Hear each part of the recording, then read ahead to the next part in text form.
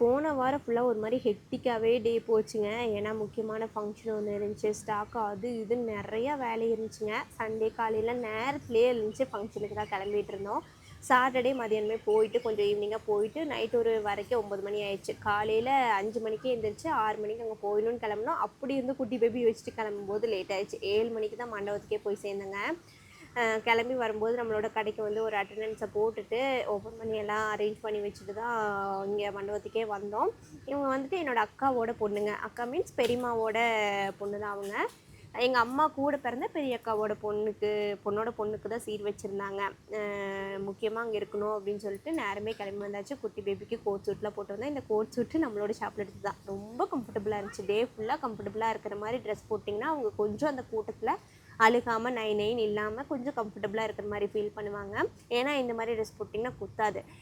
So இதெல்லாமே நம்ம ஷாப்பில் அவைலபிள் இருக்குது. நியர்பை இருந்தால் விசிட் பண்ணி பாருங்கள். இந்த மாதிரி கலெக்ஷன் நிறைய நம்ம வெப்சைட்லேயும் வரப்போகுது. அதனால் எஸ்வி கலெக்ஷன் முடிஞ்சால் ஃபாலோ பண்ணிக்கோங்க. கிட்ஸ் கலெக்ஷன் சுபுன்னு லான்ச் பண்ண போகிறோம்.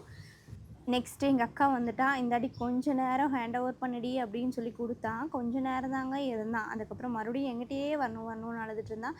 சரி அடுத்த ஆள் மாற்றி கொடுக்கலான்னு அம்மா கிட்ட கொடுத்தா. அம்மாக்கிட்டேயும் கொஞ்சம் நேரம் தான் இருந்தான். அதுக்கப்புறம் என்ன பார்த்தா எங்கிட்டயே வரணும்னு அழுவா. கூட்டம் வர வர வர வர இதுக்கு முன்னாடி வந்துட்டு அவனை எங்கேயும் இவ்வளோ பெரிய கூட்டத்துக்கு எடுத்துகிட்டு போனது இல்லைனால அவனுக்கே ஒரு மாதிரி புதுசாக இருந்திருக்குதுங்க. அதனால் எங்கிட்டயே இருக்கணும் அப்படின்னே ஒரு மாதிரி அடம் பிடிச்சிட்டே இருந்தான். அத்தையும் ஹஸ்பண்டும் ஒரு பெரிய காரியம் முக்கியமான அங்கே போகணுன்னு சொல்லிட்டு அங்கே போயிட்டாங்க.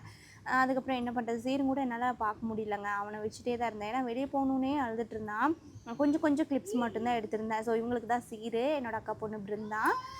சூப்பராக இருந்துச்சுங்க. மேக்கப்பு, ட்ரெஸ்ஸு எல்லாமே அழகாக செலக்ட் பண்ணியிருந்தாங்க. இதுவும் இந்த எல்லாம் அவ்வளோ க்யூட்டாக இருந்துச்சு. அந்த ப்ளவுஸ் ஸ்டிச்சிங் ரொம்ப சூப்பராக இருந்துச்சு. பிளேட் டெக்கரேஷன் என்னோடய வழக்கம் போல் ஹஸ்பண்டோட அக்கா தான் பண்ணியிருந்தாங்க. அதுவுமே செம்ம சூப்பராக வந்துருந்துச்சு. பட்ஜெட் ஃப்ரெண்ட்லியாக தான் பண்ணியிருந்தாங்க. ரொம்ப அழகாக இருந்துச்சு. தேவைப்பட்டால் காண்டாக்ட் பண்ணி பாருங்கள். அபி பிளேட் டெக்காஸ்ன்னு இருக்கும். மேக்கப் பார்த்திங்கன்னா இங்கே எங்கள் நீங்கள் சரௌண்டிங்ஸ் தான் அந்த அக்கா பிருந்தா பியூட்டி பார்லர்னு இருக்கும். சர்ச் பண்ணி தேவைப்பட்டால் காண்டாக்ட் பண்ணிக்கோங்க. ஸோ சூப்பராக ஃபங்க்ஷன்லாம் முடிச்சுட்டு வீட்டுக்கும் வந்தாச்சுங்க.